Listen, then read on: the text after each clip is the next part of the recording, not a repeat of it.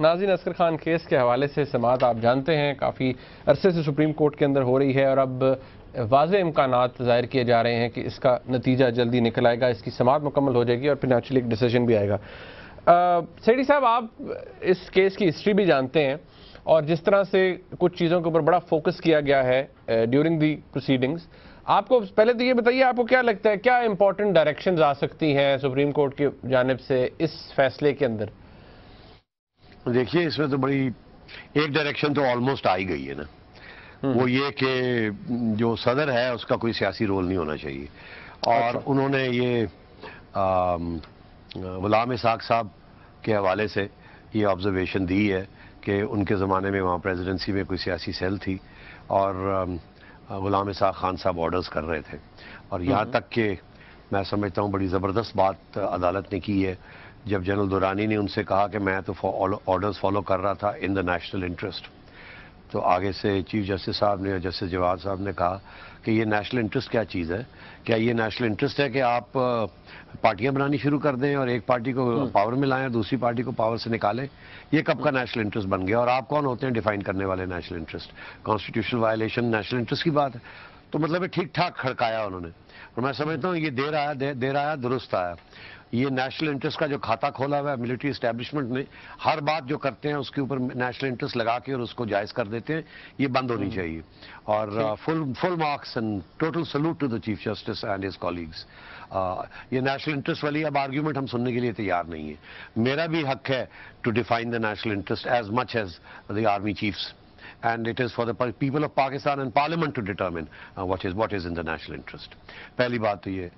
दूसरी बात ये कि ये जो बात हुई है जी प्रेसिडेंसी की, अब उन्होंने, आपको पता है लाहौर हाई कोर्ट में एक पिटिशन जारी है कि जी 2 ऑफिसेज नहीं रख सकता प्रेसिडेंट, स्पेशली कि अगर वो प्रेसिडेंट ऑफ पाकिस्तान है, हेड ऑफ स्टेट है, तो वो पॉलिटिकली न्यूट्रल होना चाहिए और वो फिर सियासी पार्टी का सरबराह नहीं हो सकता। और इसमें प्रॉब्लम्स आ रहे थे इसकी पेशकदमी में, बिल्कुल सही, क्योंकि इसमें पहले कुछ रिमार्क्स ऐसे पास हो चुके थे अदालत में जिसमें मुश्किल हो रहा था कि इसको कंक्लूजन पे ले जाने का। मगर अब सुप्रीम कोर्ट की ये ऑब्जर्वेशंस और जब ये जजमेंट आएगी इवेंचुअली, तो उसमें बड़े क्लियर कट लिख दिया जाएगा कि presidency has no role, no political role to play. तो उसका असर डायरेक्टली फिर लाहौर हाई कोर्ट के अंदर जो पिटिशन चल रही है, जो हेयरिंग्स हो रही है, उसके ऊपर होगा। वहाँ ये जो यार्ड स्टिक है ये अप्लाई की जाएगी और वहाँ मैं अब बड़ी क्लियर सकता हूँ कि जैसे ही ये जजमेंट आती है तो इसकी एप्लीकेशन लाहौर हाई कोर्ट में हो जाएगी उस पिटिशन में, और जजमेंट आएगी जो कि अपहोल्ड की जाएगी सुप्रीम कोर्ट में, कि पहले लाहौर हाई कोर्ट में फिर सुप्रीम कोर्ट में अपहोल्ड होगी कि सदर पाकिस्तान आसिफ जरदारी साहब या वो रिज़ाइन करें एज प्रेसिडेंट या रिज़ाइन करें as co chairman of the Pakistan Peoples Party. तो ये फिर और पीलो शीलो में जो मर्जी कर लें, ये इससे बचाव नहीं होगा। ये भी अब एक रूल इस्टेब्लिश होने वाला है। इंटरेस्टिंग बात ये है मुनीब कि ये सही बात है। ये पहले दिन से जब से ये 8th अमेंडमेंट आया था, तो जब उस वक्त अब 8th अमेंडमेंट था तो प्रेसिडेंट वॉज ऑल पावरफुल और prime minister was not all powerful. Exactly, बिल्कुल। तो प्रेसिडेंट जो था वो फौज का भी हेड था, जो कि सबसे बड़ी पॉलिटिकल पार्टी है, और पाकिस्तान के प्रेसिडेंट भी था, मगर आइन को अमेंड कर दिया गया था। फिर जब नवाज शरीफ साहब आए तो उन्होंने आइन को वापस अमेंड किया और उन्होंने कहा कि जी ये 13th कॉन्स्टिट्यूशनल अमेंडमेंट मेरा ख्याल था वो, जब उन्होंने पास किया तो उन्होंने कहा कि ये अब सारे पास, उस वक्त फारूक लगारी साहब प्रेसिडेंट से, उन्होंने सब पावर्स वापस ले लिए और प्रेसिडेंट को एक सेरेमोनियल रोल अदा करने का हुक्म दिया, और उस वक्त फिर वो एक सेरेमोनियल रोल रह गया था। इसलिए जबकि लगारी साहब की झगड़ा हुआ नवाज शरीफ साहब के साथ और लगारी साहब की ऊपर प्रेशर डाल के उनको रिजाइन करवाया गया, तो नवाज शरीफ साहब जब खुद आए तो उन्होंने एक ऐसा बंदा को सदर बनाया जो कि था तो वो पार्टी पॉलिटिकल, मगर कोई उनके ओहदा नहीं था पार्टी के अंदर, और एक रिटायर्ड जज थे जिनकी लॉयल्टीज तो पार्टी के साथ थी, मगर on the face of it वो बाय पार्टिजन थे या नॉन पार्टी थे या नॉन पॉलिटिकल थे, समझिए आप। क्योंकि उनके ऊपर पहले मोहर लगी हुई थी एज अ फॉर्मर जज ऑफ द सुप्रीम कोर्ट। तो इसलिए रूल जो इनकी है वो तो यही चाहती है कि प्राइम मिनिस्टर ऑल पावरफुल हो, प्रेसिडेंट जो है वो न्यूट्रल हो। ये और इंडिया में भी आपको पता है ऐसी सूरत हाल है। मगर जरदारी साहब ने जब आए तो उस वक्त वो मुशर्रफ साहब ने वापस तब्दीली कर ली हुई थी और सारे पावर्स अपने पास वापस ले लिए हुए थे।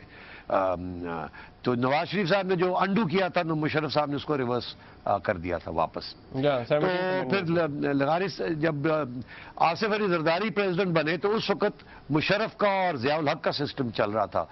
तो वो इसलिए प्रेसिडेंट बन भी गए और पार्टी के साथ रहे। मगर जब ये नया कॉन्स्टिट्यूशनल अमेंडमेंट आया, 18th कॉन्स्टिट्यूशनल अमेंडमेंट, तो उसमें तो ये सारे पावर्स खत्म कर दिए और प्राइम मिनिस्टर को ऑल पावरफुल बना दिया।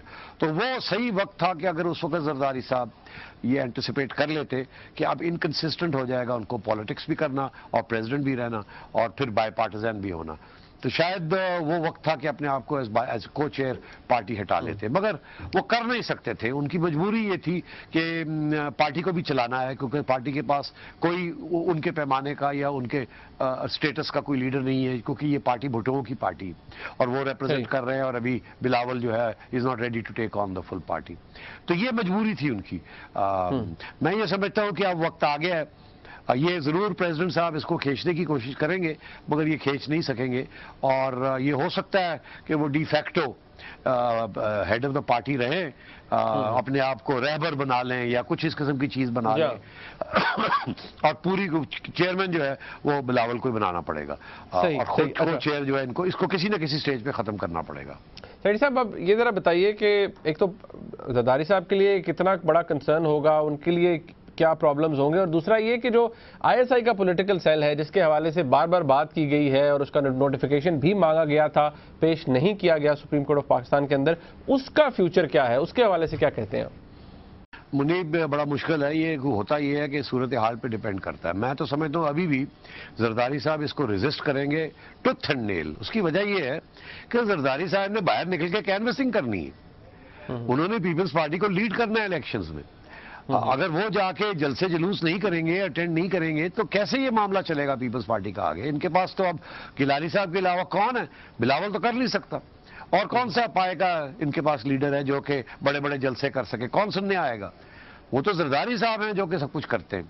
तो अब इनके लिए प्रॉब्लम बनेगा, बिकॉज अगर ये सुप्रीम कोर्ट की रूलिंग आ जाती है और जरदारी साहब उसको डिफाई करते हैं, तरफ कहते हैं कि ठीक है जी मैं तो हेड ऑफ स्टेट हूँ मगर मैं पार्टी का भी ओहदा छोड़ता हूं, मगर कल को फिर जाके इलेक्शनरिंग करनी शुरू कर देते हैं तो वो तो कंटेम्प्ट ऑफ कोर्ट की पिटीशन आ जाएगी। तो ये मामला मैं समझता हूं आगे अब सीरियस मामला बनने जा रहा है।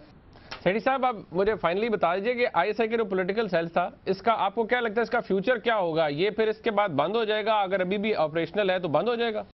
Very good question. उसकी वजह यह है कि अगर सिर्फ कार्रवाई या जजमेंट आती है प्रेसिडेंसी के खिलाफ और आईएसआई के खिलाफ नहीं आती, या दुरानी साहब के खिलाफ नहीं आती, या बेग साहब के खिलाफ नहीं आती और आईएसआई की पॉलिटिकल सेल के खिलाफ नहीं आती, वहां बात को गोलमोल कर दिया जाता है, तो फिर ऐसे लगेगा कि ये सारे केस को दबा दिया गया है और इसको एक्चुअली टर्न कर दिया गया against the presidency, not of Ishaq Khan but of Asif Ali Zardari. तो ये it will be a travesty of justice. फिर ये लगेगा कि ये साजिश है पीपल्स पार्टी के खिलाफ।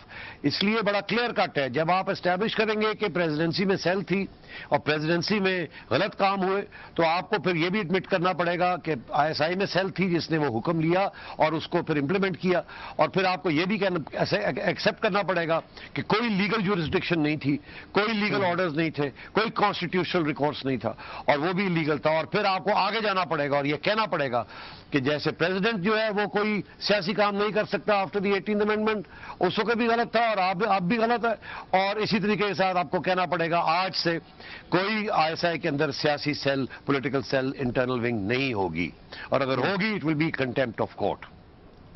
सही। सैयद साहब, एक ब्रेक लेते हैं नाज़रीन, जब ब्रेक से वापस आएंगे सुप्रीम कोर्ट की तरफ से बलोचिस्तान के अमन अमान के हालात के ऊपर जो रूलिंग आई है, जो जजमेंट आई है, उसके अंदर बड़े इंपॉर्टेंट पॉइंट्स हैं। हम ब्रेक के बाद कोशिश करेंगे उनको डिस्कस करें।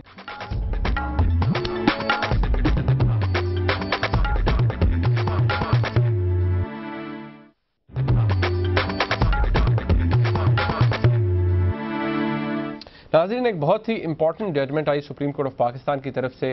सुप्रीम कोर्ट ने बड़ा बेहतरीन किरदार अदा किया। उनके मिसिंग पर्सनस के हवाले से बहुत लोगों के कंसर्न्स थे।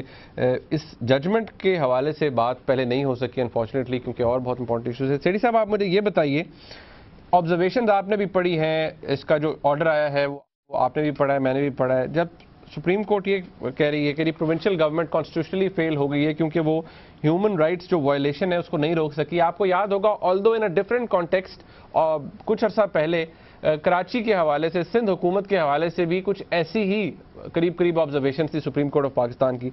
तो ये कितनी इंपॉर्टेंट है जजमेंट इस स्टेज पर? यार, बड़ी इंटरेस्टिंग जजमेंट है, much more than the Karachi, much more than the Karachi case.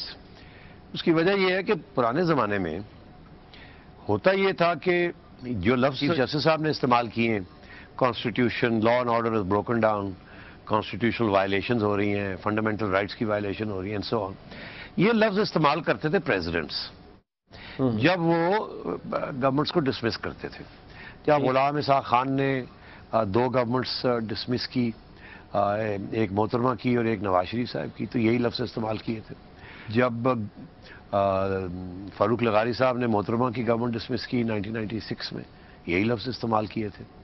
Musharraf ने जब टेक ओवर किया 99 में कू किया, तो इसी किस्म के लफ्ज़ इस्तेमाल किए थे अगेंस्ट नवाज शरीफ गवर्नमेंट। और आपको याद होगा, जब प्रेसिडेंट्स गवर्नर्स रूल लगाते हैं किसी प्रोविंस में एग्जीक्यूटिव ऑर्डर के जरिए, जिसे कहते हैं प्रेसिडेंशियल रूल, वो गवर्नर को इंस्ट्रक्शंस देते हैं कि आप प्रोविंशियल असेंबली की छुट्टी करा दें, और गवर्नर जो ऑर्डर पास करता है वो ये ऑर्डर होता है कि जी, law and order is broken down, constitution is being violated, the business of the province cannot be is not being run according to law and so on. इसलिए recourse is now being taken to special executive authority and presidential rule. तो ये executive की prerogative, उनका ये हक, federal government का over presidency का over prime minister, और presidencies governors over chief ministers, ये था पुराना सिस्टम। तो जुडिशरी का रोल ये होता था कि जुडिशरी इंटरप्रेट करती थी इस ऑर्डर को, क्या ये सही ऑर्डर है कि नहीं। इसीलिए जब प्रेसिडेंसीज की तरफ से 2 दफ़ा नवाज शरीफ साहब और 1 दफ़ा नवाज शरीफ साहब और 2 दफ़ा मोहतरमा डिसमिस हुई, तो 2 दफ़ा चीफ जस्टिस जो थे सुप्रीम कोर्ट के, उन्होंने मोहतरमा की गवर्नमेंट की डिसमिसल को अपहोल्ड किया, और नवाज शरीफ साहब की जो उसको अपहोल्ड नहीं किया उस वक्त, नसीम हसन शाह साहब थे, उन्होंने सेटिसाइड कर दिया, और उन्होंने कहा नहीं, ये गलत है प्रेसिडेंशियल जो एलिगेशन है।